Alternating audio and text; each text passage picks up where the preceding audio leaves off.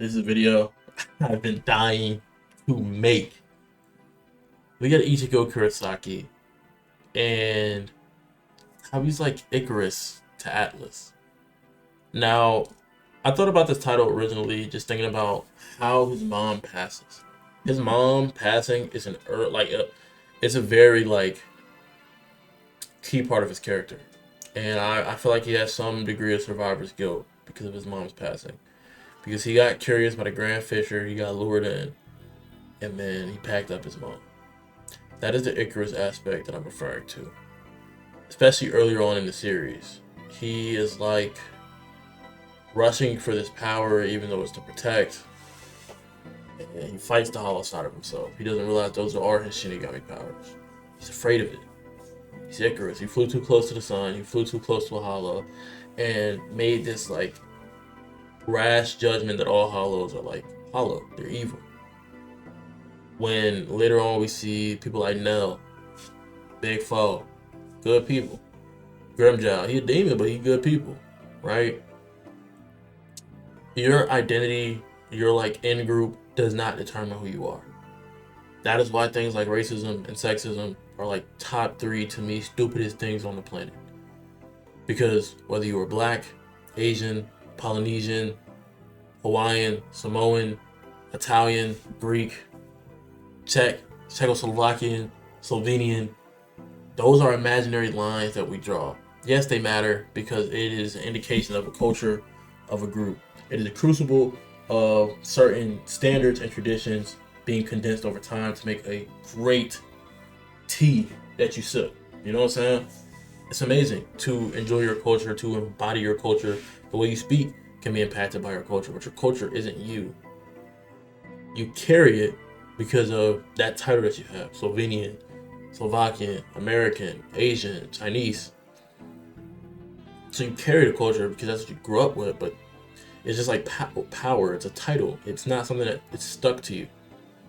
So the fact that one hollow did Ichigo wrong in a very bad way, very traumatic experience, does not mean every hollow is evil. You get what I'm saying? Same with Aizen's the evil Reaper. If you've seen that, and then you go, can't trust Soul Reapers, man. Them niggas some liars, bro. You can't believe the word of them. That'd be a ridiculous statement to make. And we see this in the light novel. I don't know if it was the light novel. I think it was a side story, but it's a poem that talks about Ichigo's character, and he essentially begs. I think it's a haiku. He begs for the power to change fate. And minor spoiler, one of his final evolutions is like a blade that can cut through fate. So again, earlier on in Ichigo's story, he's this reckless, became powerful quickly, crazy power creep. Went from being a bum to boxing with Kenpachi Zaraki. You know, even when he was fighting with White. What are the two characteristics that distinguish these two beings? Instinct. Earlier on, that's all he had. Instinct. Oh, my blade, no refinement. My blade's just huge to have a lot of spiritual power. But I don't think has he ever used Keto? He's Icarus, bro. He's rising quickly, rising star. He's getting all this power, but he gets cut down. And one of the ways you can say he got burned, one of the climaxes in his development is when Zangetsu leaves him. That is when he becomes Atlas. That is when he starts getting creepy. He starts creeping more and more to become the strongest, bro. That's when, even before that, everybody meeting in his room is, I'm the substitute server, but I gotta take out the trash all the time. I'm handling all of, you know what I'm saying? His powers came from Rukia. They weren't, his powers were innately there, but they weren't intuitively unlocked. You feel me? So, him getting his powers was protecting. It was action. It was families in danger, had to have these powers. It wasn't him choosing his powers. It wasn't him choosing something about his life. It wasn't him understanding consequences of actions. It was reaction. He flew without understanding the sky because at least if he flies, even if he falls, at least he flew. Even if I fail at protecting my family, at least I picked up a sword and tried. Because when his guard was let down, and when he was a fragile young boy, it got his mom cooked, and he couldn't protect her. He didn't have power. So early on in the series, it's kind of like you see him chasing this cop, and he even realizes it himself when he peeps the trauma or he may has with Hollows because of what happened to her brother, and when he's fighting Grimjow, he doesn't use his holification. And then when she's like, "Win the fight," da da da, he's like, "Hey Grimjow, no look catch." My fault, bro. We got in this, bro. My shorty, she's starting to worry about me on something. Like Ichigo lost to Byakuya and Renji. It was impulsive. Well, Renji's a bum. Ichigo was low-key maxing it out for someone with zero experience.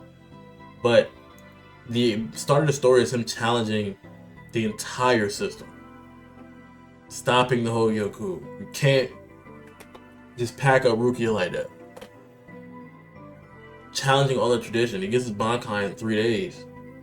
Everything he's doing came from emotion, and there wasn't like understanding there, or even you could even argue it wasn't really emotional intelligence, it was emotional awareness. He didn't respect structure and like the steps it takes to get to something. It's just if he wants it bad enough, he's gonna overwhelm the process to get it. That is his Bankai, not his Bankai, his Shikai, his blade being this huge ass blade. I don't have a sheath. I don't have this. I don't have that. I just need this to protect. This serves the only purpose of cutting, impairing, and blocking. That's it. It don't need no direct decorative purpose. I don't need to carry it on my hip at all times with a sheath. I just need this as long as I need to protect. And when he first was experiencing his hollow, it was like a sign of like a loss of control, a loss of structure, right? And in that moment, it was like power overwhelming his identity. And even then, he was fighting it. This is why it's like Icarus the Atlas. He's always been burdened because he has that survivor's guilt, but he was still on that Icarus type time and flying too close to the sun. And even though the Hollow was a part of him and was trying to protect him, he realized that that overwhelming power was a loss of identity. I fought Byakuya. Let's run this one for real. Right? That's Ichigo. He starts to understand why control is important. He develops that understanding. Right? When he fails to protect Orihime in a Rancor arc, that's his first real confrontation where he's limited not only in like as to protect you physically and like mental limiters. No, he cannot save Orihime. He felt powerless, and the only power he can get is by losing his control. And if he loses his control, that's not true power.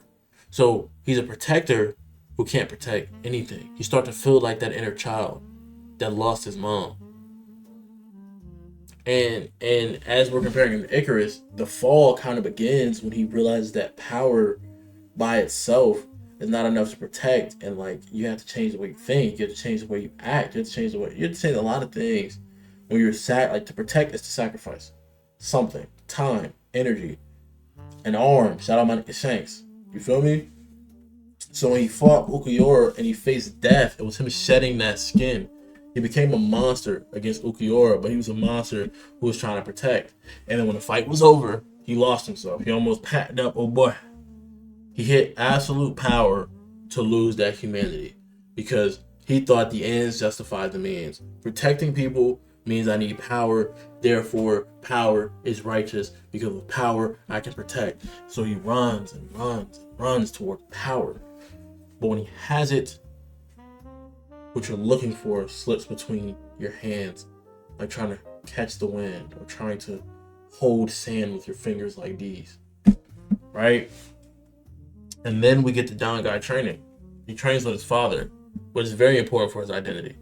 His father also lost Ichigo's mom. His father knew his mom longer than Ichigo did, but different relationships have different like meanings. Like he lost his mother, his protector, right?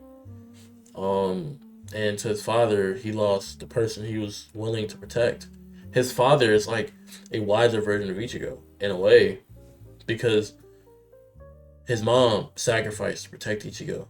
His father recognized that sacrifice, and he didn't become an abusive father or something. He didn't abuse Ichigo. He didn't take out his frustration of losing his wife, his everything, the woman he gave up being a Reaper for. He didn't take that out on his son. He didn't even force his son on the path of being a Reaper because he couldn't be a Reaper. He didn't try to live vicariously through his son. He let him make his own decisions because that's what Kurosaki would have wanted. So when Ichigo's training in that Don guy, it's a huge step towards becoming this Atlas type of guy, where power is something that he can give up if it means other people make it out safe. Final Mugetsu. You know what I'm saying? Or final Getsu Tensho. That's where Ichigo stopped chasing like the strength to protect, and he started carrying the consequences that came behind being a protector. You feel me?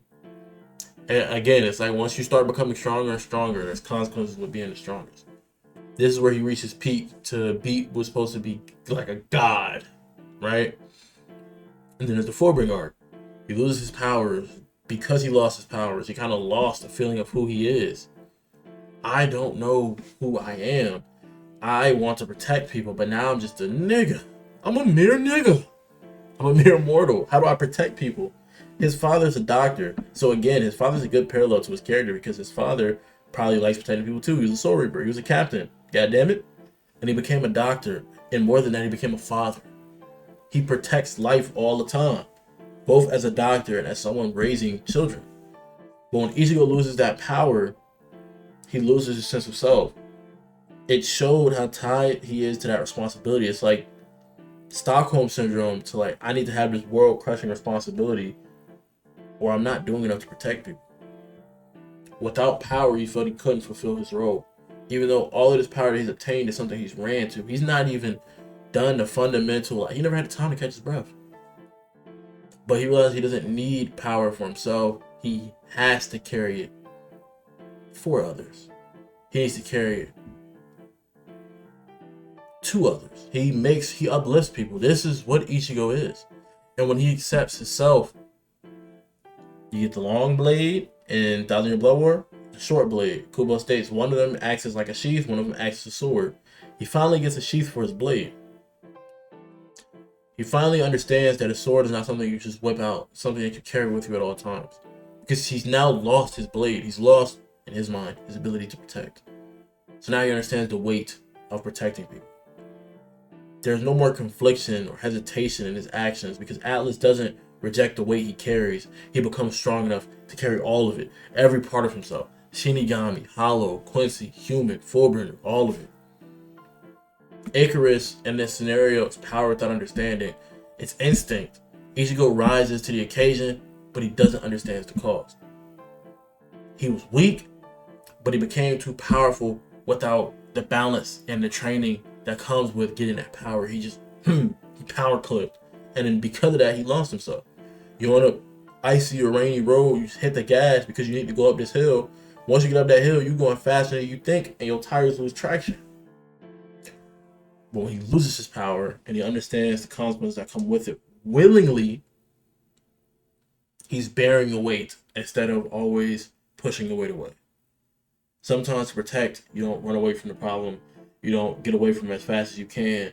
To protect, you stay there knowing that it requires more work because that does more protecting in the long run. Ichigo's biggest battles are never external on any foes of any kind. They're always about who he is. And to protect people is not like some type of, it's like, you know how they say, it's not a right, it's a privilege. To protect is not a right. You can't just say, oh, I have a right to protect whoever I want. Yeah, you do, but true protection is a privilege. As Ichigo became stronger, the heavier the world that he carries becomes because there's more that he can protect. But also, the enemies that he has to face become stronger and stronger and stronger. Every power-up mirrors the responsibility growing and the more food put on his plate. And when he truly recognizes who he is, he gets a sheath to his sword. He finally understands the consequences that naturally come with protecting. He understands that you can use a sword to protect, you can use a shield to protect, you can use anything to protect. You don't always just have to parry things, you can block them. You don't always have to block things, you can dodge them. He accepts all three parts of who he is, all three parts of being a protector. The ability to dodge when necessary, the ability to parry when necessary, and the ability to block when necessary. That is what Ichigo had to understand. Icarus chased the sun. Ichigo chased power. Power made Ichigo rise, but responsibility is what grounded him and kept him standing throughout every battle he's fought.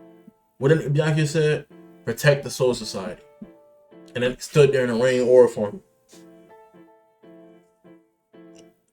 His real evolution to figuring out who he wasn't strength, it was figuring out who he was. It was what he chose to do with the ability to protect, the responsibility that came with it. The story of Ichigo Kurosaki is not about power. The story of Ichigo Kurosaki is about what you're willing to carry. When that weight gets heavier and heavier, do you crumble under its pressure? Do you burn as you get closer to the sun?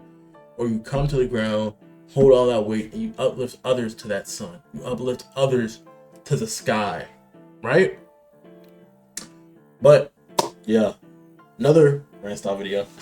More on the way. Make sure y'all check the Discord community link down below. If you like, subscribe. You made it this far. Drop down below your favorite Zanpakuto, whether it's like abilities, whether you think it's just cool, or if you mess with the Zanpakuto filler art, like which personality of Zanpakuto you like the most. As always, you know it's time to catch me next. I'll catch you in the next. Peace.